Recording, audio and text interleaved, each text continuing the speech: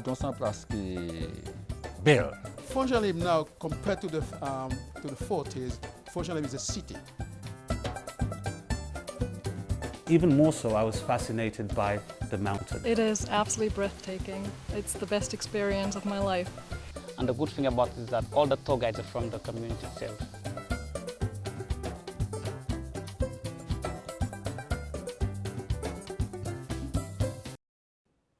It's not hard to guess where I am. The majestic pitons say it all. But how much do we know about the smaller communities that surround Soufriere? On this program, we'll take you to two such communities. Bouton, the first of two tiny remote communities that we are visiting. The other is Fontainebleau. We will highlight the socio-economic, educational, cultural and historical dimensions of life in these hideaway communities. Like any other community in St. Lucia, Bouton and Fontainebleau are culturally rich because of the people. It is a bonus that anybody can call home. Such areas blessed with nature's finest attributes, lush green vegetation, breathtaking scenery, it is a little piece of paradise. If all you know of Bouton and Fontainebleau is that they are buried in the bosom of Soufriere, you are right. But this is hardly a liability. Bouton and Fontainebleau are the beneficiaries of a natural inheritance from Soufriere. The town stands out for its renowned twin peaks, Go and Petit Piton. In 2005, the Pitons were elevated to World Heritage status by UNESCO. One of the peaks, Go Piton, is accessible from Fontainebleau. For that reason, the community has capitalized on the economic potential of this inheritance.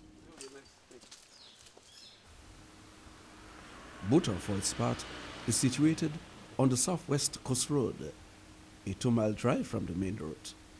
It has a population of approximately 150 persons. Almost half of these comprises the young people.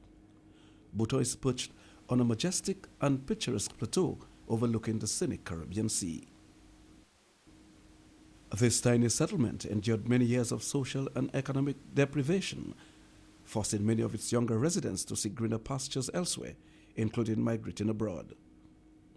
Because of these challenges, projects aimed at bringing social economic relief to these communities started in Bouton in 1999.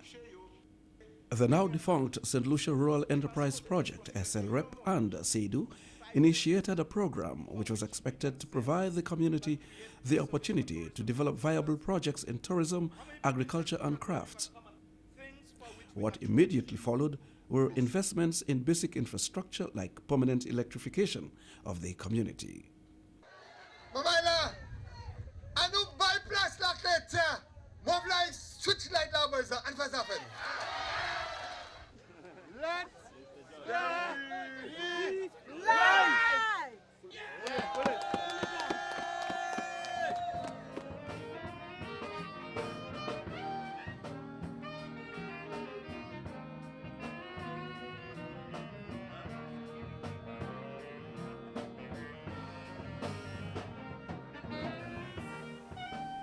In spite of their many struggles, the people of Bouton hold the fond memories of the buzzing community of yesteryear. Well, comment on a changé Bouton? Bouton c'est une place qui était plus activité par ça à présent. Activité qui était ordonnée par une chimie à l'air. Mais c'est mon qui sorti from tout partout au one area et venir en Bouton pour yo enjoy koyo. C'est mon qui ni bail comme bar. Là c'est bail la journée. Non, bar là c'était marron, il était marron. Et il était ni bar. Bar là c'est le soir. Il était ni beau. Mon qui sorti from everywhere. Now Bouton c'est une place qui était en chai mouvement. Bonnet. Mais quand c'est mon a commencé à indiquer en chai ces jeunes moun a commencé move out. So by là commencé die out titak. But ça qui fait c'est plantation qui était au Bouton. Which est employé en chai ces moun. C'est plantation move out. C'est des boulets qui appelé mon lancement mais c'est area ça là. Now, depuis ces gens move out, ex plantation ça, ces gens même migrated, en compagnie migrated to Soufriere, ça qui migrated to other areas. Now, c'est ça qui t'indique, c'est toujours, là, il y a un qui suit, qui travaille. Urban migration has meant a decreased population and fewer resources in Bouton, but those who have left have maintained strong ties with their community. In the days you were talking about, there were no lines overhead, as you can see. There was no electricity, and you do have water now. So from that perspective, it is indeed very refreshing to see that there is electricity in the place, there is water, and those are very important in terms of the development of the community. There was no road to Bouton. One might say there is still no road in the sense that, you know, it's not too good in parts, but the point is you can get here on a vehicle, and there was no way when I grew up you could attempt to get to this place in a vehicle. And for those who remained, the community has benefited from their resourcefulness in the times when living conditions in Bouton were difficult. Nous pouvons faire, nous pouvons trois cas. Avant nous tenir à l'école, nous devons lever 5 heures du bon matin. À prendre de l'eau, about 6 litres. Les amta quand même. Et porter un caille là. Là nous sortons là, nous pouvons descendre Soufriere à l'école. Et là nous sortons l'école, nous avons nous crier de l'eau, nous crier ça goût de l'eau. Ou style nous pouvons prendre de l'eau, et acheter bois sec pour nous bouillir, bouillir manger nous. Bon si maman nous et papa nous travaillent à l'habitation. Et depuis bon c'était yo apate pour délai yo pas mis temps pour garder pour nous si nous pour aider quoi non c'est les midi guyam nous quand même mais coco sec Bouton sans place qui est belle, ok. Bouton sans place qui a potential pour développer, pour faire un tourist area. Si le gouvernement ou whoever un monde voulait venir ici, invest. Mettez tourist potential en place là, then, moi je fais le bouton ça développer pour faire une meilleure place pour nous. I see some prospect as far as that is concerned. I mean, persons could decide that they want to get away from it all and get into a secluded place. There is the potential for that, but it will take some development and some planned development. It won't just happen overnight. Nous ni guyam, nous ni mango, nous ni noix. Nous ni bay leaf, c'est boisden, tout ces bails ça. Cossol. Oui, oui. Est-ce que ça servi manger ça pour vendre ou pour servir pour cailler? Well, ni moun ka vendre, mais ni moun ka just fait pour cailler. Bouton residents put a positive spin on everything about their community. An exodus of people from Bouton immediately reduced enrollment at the combined school. But this has been a blessing in disguise. As a result, Bouton has achieved an enviable teacher-to-student ratio, which has enhanced the quality of instruction at the school. Most parents opt for the Bouton Combined School because they get individual attention here. As you can see, it's a small school, and so at some point in time, we were getting lots of students who had learning difficulties because the parents were seeking individual attention. So they would send them to this school, and we had to work a miracle between, just before common entrance, they would send them in and they would want that miracle performed between, let's say, in a space of 2 years or 1 year. Okay, but now we are able to recruit quite a few students at the kindergarten stage, I suppose because of the performance of the school. We have had 2 students coming out of a remedial class from their former school and were able to succeed the common entrance after about 2 years with us. Now mind you, we had all the grade levels from stage 1 to standard 6. And this is what that actually created the challenge. Having to teach all of those students to make sure that they operate at their respective grade levels and at the same time to ensure that every child achieved according to his or her abilities. One of the things that actually pointed out to us that we were doing well was the performance of the students at the common entrance examination. In any particular year, we would send, say, an average of 5 students to write the exam. Sometimes we had 7 going, 5 going, 10 going, 12 going, and in every case, as you know, as much as I can remember, we always had between 90% and 100% of those students succeeding their exam and proceeding to secondary schools. I would say we are doing quite well at common entrance because we have been able to be above the mean most of the time. Maybe 1 or 2 times we slid a little below the mean, and we investigated and found out why this happened, but we have been able to be at mean or above mean most of the time. So you have been doing a tremendous job here. I would say so, at least the teachers and myself. And what is happening in Bouton has had a knock-on effect. At least 2 bus loads came to Bouton from Canaries, and some came from Soufriere. L'école qui establish Bouton en chaitan, because even grand-maman, c'est ça dit écrit. So ça mène à tenir en fondation, éducation qui est en place là. Et ça qui n'est pas fait en Bouton, pour TBC moun pour à présent, c'est a matter of, you know, a development. Of course, this is indeed extremely important as far as I'm concerned, especially when you consider that when we grew up at the time, we had to travel from here to Soufriere school every day and back. And there was not a secondary school in Soufriere, okay? So having the school here and having access to secondary education, it is not 100% yet, but certainly it is moving in the right direction.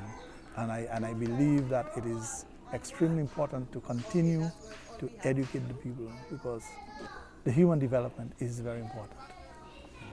A lot of the students who went through the Bouton Combined School are now very successful young men and women in society.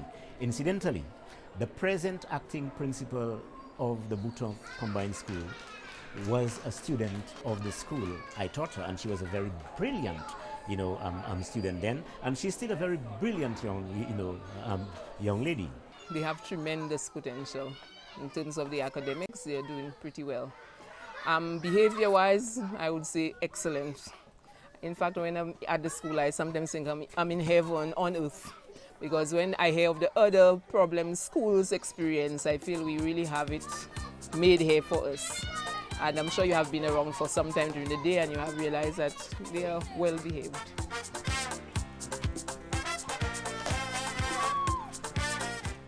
We have had a number of students leaving this institution, going on to Sir Arthur Louis, going on to university and From Bouton? From Bouton, yes. Okay. I would say that it was one of the most wonderful experience that I've ever had, and I guess that this is one of the things that encouraged me along.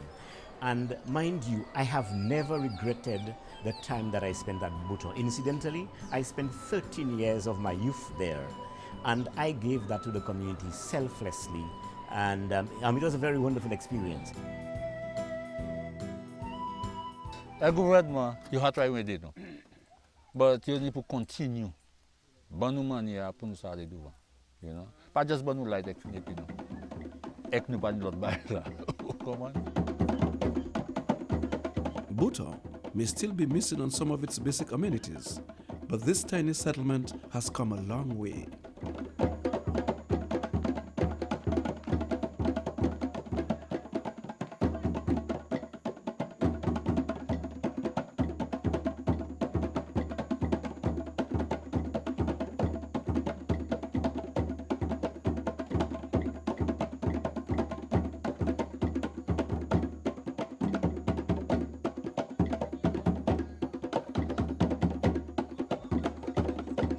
The journey is still rugged, but the people are hopeful that Bouton's full human and economic potential will eventually be realized and its treasures will be laid out in the open to all.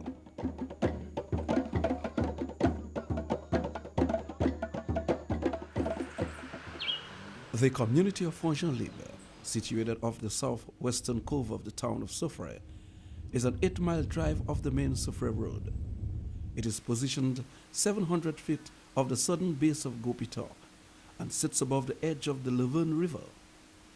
It is believed that Libres may have been established around 1838 by the French during the reign on the island. Historian Robert Deveau, in his book They Call Us Brigands, describes Libres as one of the first free villages established before emancipation. According to Deveau, the village was established by the Unionville estate for its laborers. It was also occupied by both free slaves and possibly runaways. During the French Revolution, the summit of the Bouton was a haven for the freed slaves known as brigands, as they were called by the British. Situated at the base of Bouton, Libres served as the gateway to Bouton. The brigands used the plateau for agricultural purposes as well as the main hideout when fighting the British.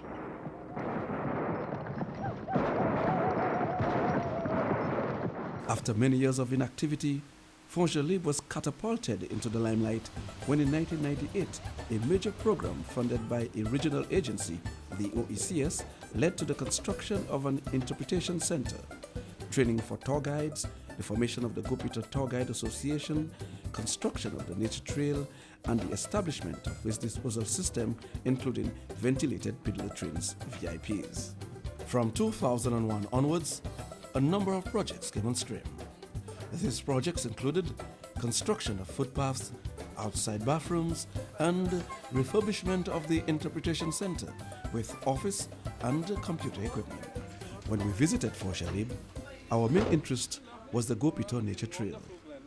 It was for this purpose that we undertook the challenge of experiencing the climb to the summit of Bouton. But first was the orientation session, which greets visitors about to start the 2-mile journey to the summit of the Bouton Nature Trail. Give you an idea of what to expect, what to do, what not to do. We start, get a little bit steeper over some rocks to where we call Premier Posé. That's probably about 30 minutes from that viewpoint. First rest.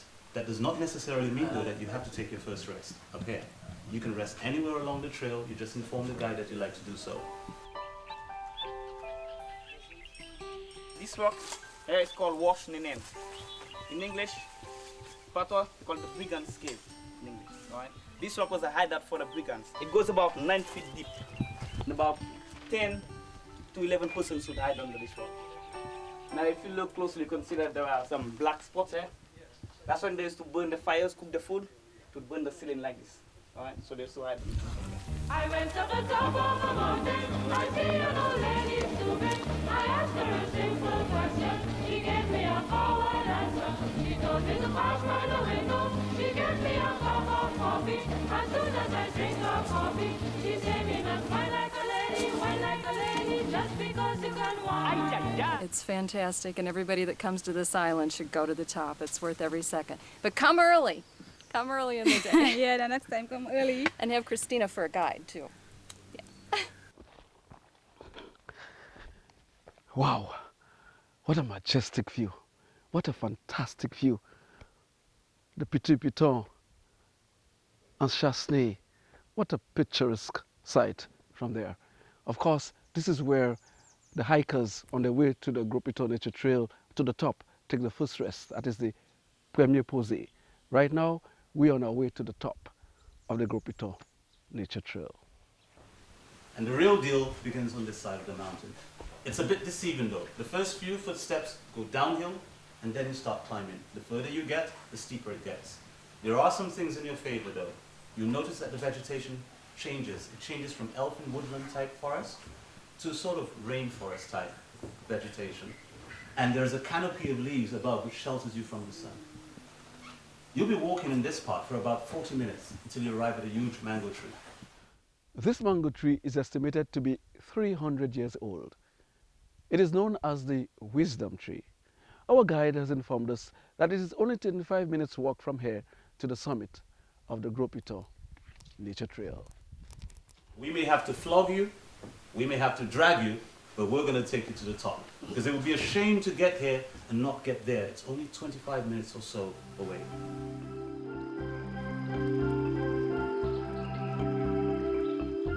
At the top, astounding views. If you've got telescopic lens on your camera, you can see which airline is sitting on the airport at Beaufort. You can see all the way out to St. Vincent with the naked eye, and you can see the Atlantic bastion against the east coast.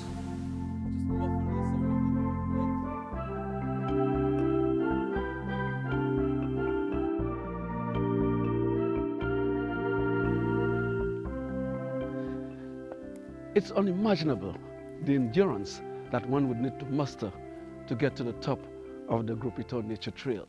2,619 feet, walking all the way to the top. Thanks to my guide, Datsun, cameraman, technician Glenn Simon, we made it to the top. What a magnificent, majestic, picturesque view of Choiseul and Beaufort and its environs. Bouton Nature Trail, the lifeblood, in fact, the economic lifeblood of the Fourvière community.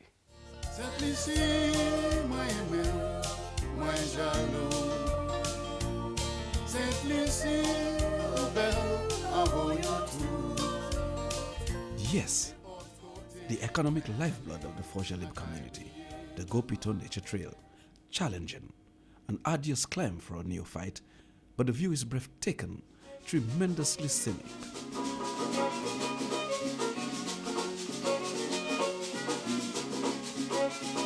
My dad was born here, and so almost everybody in this community, in fact everyone in this community, is a relative of mine, and it's been neglected. And I think we need people like myself who've been fortunate to be educated, get some experience abroad and so forth, to come back to St. Lucia and give back to the places where it's needed. So that is my primary motivation, yeah. When I came, this place was, I freaked out, because this was so different from what I knew of. There was no electricity, there was no pipe-borne water, there were no toilets. People lived in these really small wooden houses. The houses were sort of bare of any furniture.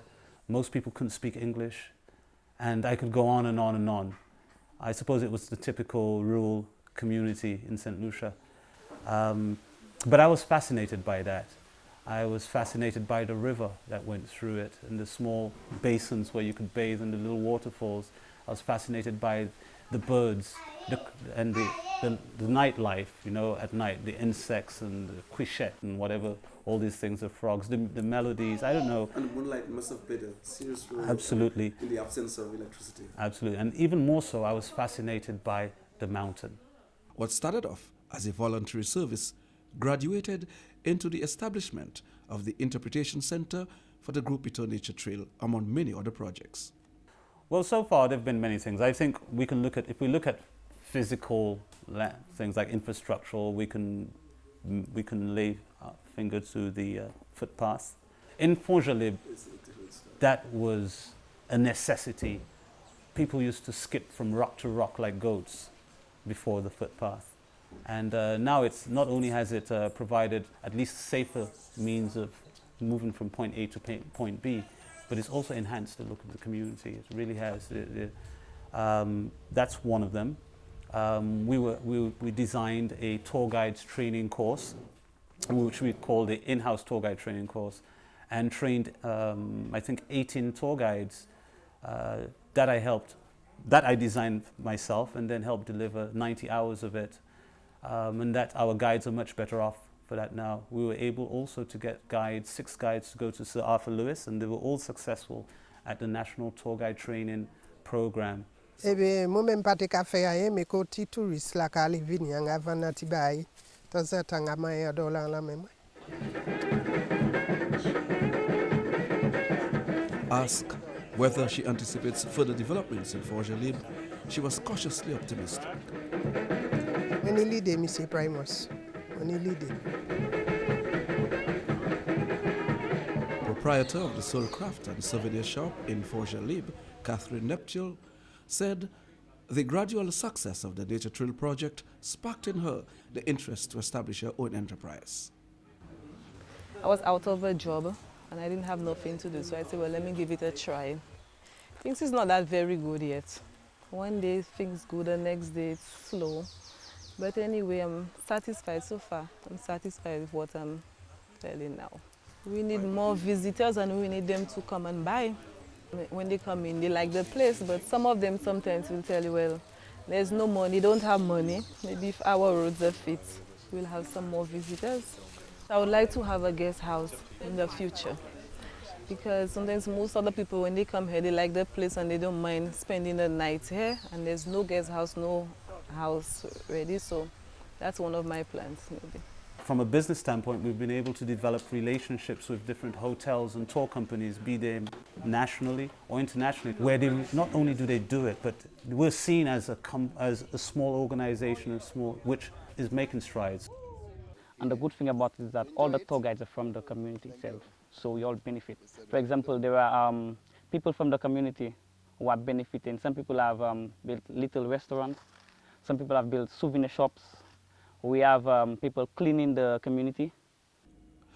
David Alexander migrated to the United Kingdom from Forges-Libres in 1958, spent 40 years abroad before returning home. Although he now resides in the north of the island, he remembers vividly the Forges-Libres of his younger days. Forges-Libres now, compared to the 40s, Forges-Libres is a city. Yeah? Because now we have telephone, they have light, they have, I would say it's not a proper road, but it's a road compared to the way it was, because you can find cars and things going right in now. And the road itself, all the stone we have in the road is not there anymore. So Forges-Libres is a nice place. As a kid, I used to run in the dark, because I know the place so well, I know. So if you want anything like light, if you got a touch light, otherwise use the kerosene bottle on the flambeau. Yeah, especially when it comes to Christmas time, everybody interested about if they're going to be a moon, if the moon, especially full moon for Christmas. Yeah. At 85, the oldest living member of the Forges-Libres community, Henrietta Pamphile, remembers being intimidated as a child by the imposing figure of Bouton and the perilous position of loose rocks perched on the many cliffs of this huge peak. Moi, je dans les pitons, mais moi, je attrape moi en bas. Pour jardin. Les montagnes, roches où les descend. Il can descend en gap pour voler mer. Moi, attrape moi l'autre manière monde. Moi, dis moi pas aller par là encore. My father used to make garden at the back of it. You know the days people used to make garden there? One Saturday when I went up, they was going up there. And my little sister, and I was good at it. And you carried loads, you know, not empty-handed. You carried on my way down, because I haven't been down there for quite a while, I couldn't carry the thing down. I used to watch where I put my finger. My sister had to reach home and come and meet me to carry the load. And I said to them, I'll never go up there again. As the Forges-Libres community looks toward the future, the historic Unionville estate is still very influential as the community's economic breadbasket. However, for how much longer? This will only be determined by the continued success of the Bouton Nature Trail.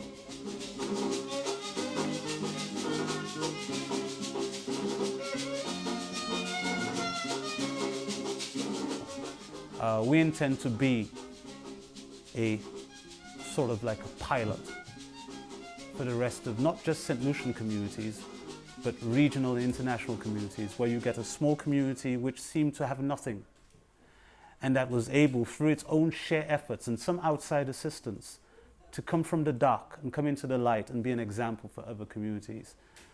Also, we are very proud people. We are the descendants of Bouton. You know, we've always fought. And we want to maintain that in the young people to come, that we want that history to be told as the days and the years go by.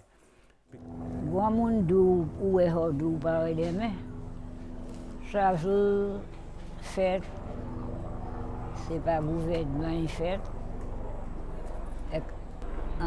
Qu'à occuper toutes les affaires, non? In St. Lucia, There are many tiny remote settlements like Libre and Bouton which tell similar stories. We need, therefore, to discover the hidden treasures, which perhaps will serve to reinforce our cultural identities. One of the lessons from the people of Bouton and Libre is captured in the saying, "Many hands make light work." Or, as our elderly folks would put it, "Plus la main, chai léger."